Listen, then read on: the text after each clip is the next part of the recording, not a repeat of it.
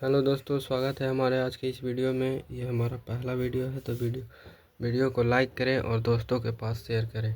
हम लोग आज करेंगे क्लास 10th का हिंदी चैप्टर 1 गद्य खंड का चैप्टर 1 श्रम विभाजन और जाति प्रथा का क्वेश्चन बैंक का ऑब्जेक्टिव क्वेश्चन देखेंगे।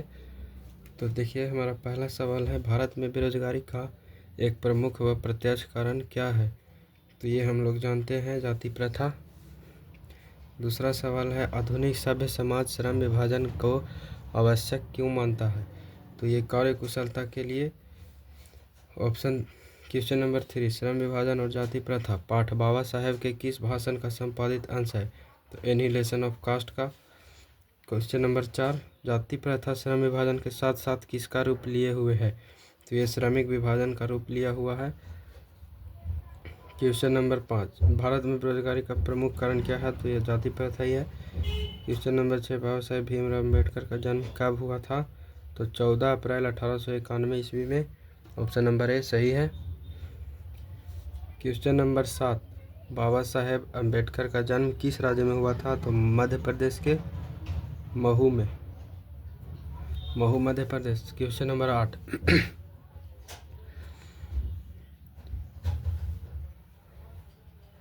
डॉक्टर भीमराव अम्बेडकर ने किस प्रथा को आर्थिक पहलू से भी खतरनाक माना है? तो जाति प्रथा को आर्थिक पहलू से भी खतरनाक माना है। ऑप्शन नंबर डी सही है। देखिए क्वेश्चन नंबर 9, देखिए, श्रम विभाजन और जाति प्रथा के लेखक कौन है? तो श्रम विभाजन जाति प्रथा के लेखक हम जानते हैं, भीमराव अम्बेडकर है। आदर्श समाज स्वतंत्रता समानता मातृत्व का आधारित है, किसने कहा? तो ये भीमराव अम्बेडकर ने कहा था कि आदर्श समाज स्वतंत्रता समानता मातृत्व पर आधारित होगा। भारत में जाति प्रथा का मुख्य कारण क्या है? तो बेरोजगारी। मानव मुक्ति के पुरोध किसे कहा गया? भीमराव अम्बेडकर को। क्वेश्चन नंबर 13, जाति प्रथा स्वाभाविक विभाजन नहीं है, क्यों? रुचि पर आधारित नहीं होने के कारण। क्वेश्चन नंबर 4, भारतीय संविधान का निर्माता किसे कहा जाता है? भीमराव अम्बेडकर को। Question number 15, Buddhism and communism किसकी रचना है? तो भीमराव अम्बेडकर की है। क्वेश्चन नंबर 16, हु आर सुधराज किनकी रचना है? तो यह भी भीमराव अम्बेडकर की है। ऑप्शन नंबर ए सही है। क्वेश्चन नंबर 17 है, भीमराव अम्बेडकर के चिंतन एवं रचनात्मक प्रेरक कौन थे? ये बुद्ध, कबीर और ज्योतिबा फूले, इनमें से सभी है। ऑप्शन नंबर डी सही है।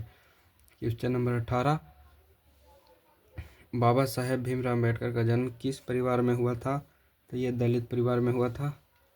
क्वेश्चन नंबर 19, भीमराव अम्बेडकर किसके प्रोत्साहन पर उच्चतर शिक्षा के लिए न्यूयॉर्क गए थे? तो बड़ौदा नरेश के प्रोत्साहन पर भीमराव अम्बेडकर उच्चतर शिक्षा के लिए न्यूयॉर्क गए थे। ऑप्शन नंबर बी सही है।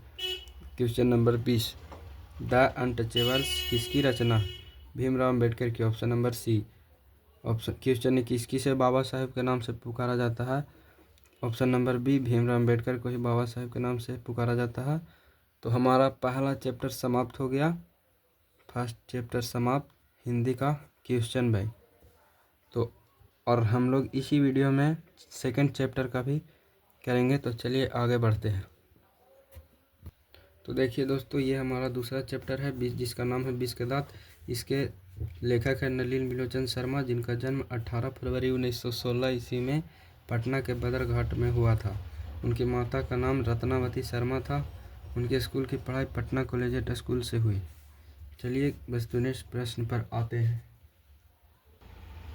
हमारा पहला सवाल है, किसके अनुसार सेनों ने सिद्धांतों को भी बदल लिया? तो ये खोखा के अनुसार सेनों ने सिद्धांतों को भी बदल लिया था।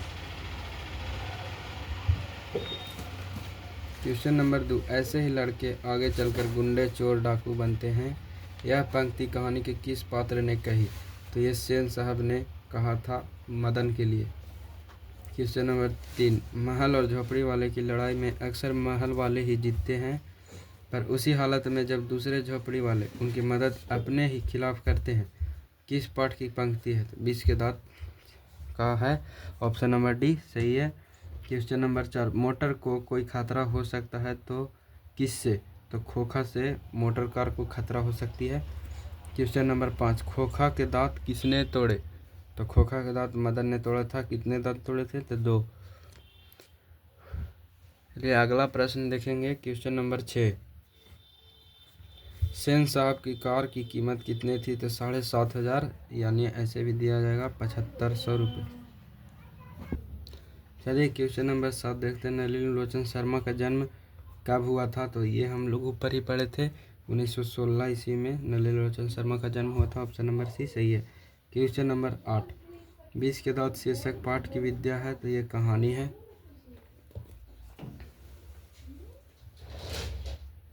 अगला क्वेश्चन देखते हैं। क्वेश्चन नंबर 9, सेन साहब की आंखों का तारा खोखा। क्वेश्चन नंबर 10, सेन साहब अपने पुत्र को बनाना चाहते थे तो क्या? तो बिजनेसमैन और इंजीनियर। क्वेश्चन नंबर 11, 20 के दांत कहानी के रचयिता कौन है? तो नलिनी विलोचन शर्मा।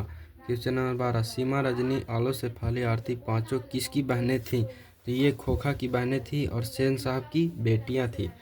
तो ऑप्शन नंबर बी सही है। क्वेश्चन नंबर 13, मदन के लिए क्या खाना मामूली बात थी? तो मार। 14, मैं तो खोखा को इंजीनियर बनाने जा रहा हूँ, यह कथन किसका है? सेन साहब का। क्वेश्चन नंबर 15, सेन साहब की पांचों लड़कियाँ कैसी थी? तो ऑप्शन नंबर डी सुशील थी। क्वेश्चन नंबर 16, 20 के दांत शीर्षक पाठ किस कहानी संग्रह से लिया गया है? तो 20 के दांत तथा अन्य कहानियों से। Option number B. Question number 17, वाकिफ शब्द का अर्थ होता है, वाकिफ का अर्थ होता है परिचित। क्वेश्चन नंबर, मदन किसका बेटा था? तो गिरधर का। 19, नलिनी विलोचन शर्मा की माता का नाम क्या था? तो Ratnavati Sharma. Option number B. ये हमारा लास्ट सवाल है आज का। क्वेश्चन नंबर 20, सेन साहब की कितनी लड़कियां थी? तो 5, सीमा, रजनी, आलो, शेफाली और आरती। वीडियो को लाइक ज़रूर करें और चैनल को सब्सक्राइब करें ताकि अगला वीडियो आपको मिल सके। अगले 2 चैप्टर का वीडियो पुनः आपके सामने आएगा, तो इसीलिए हमें बेल आइकन को ज़रूर दबाना।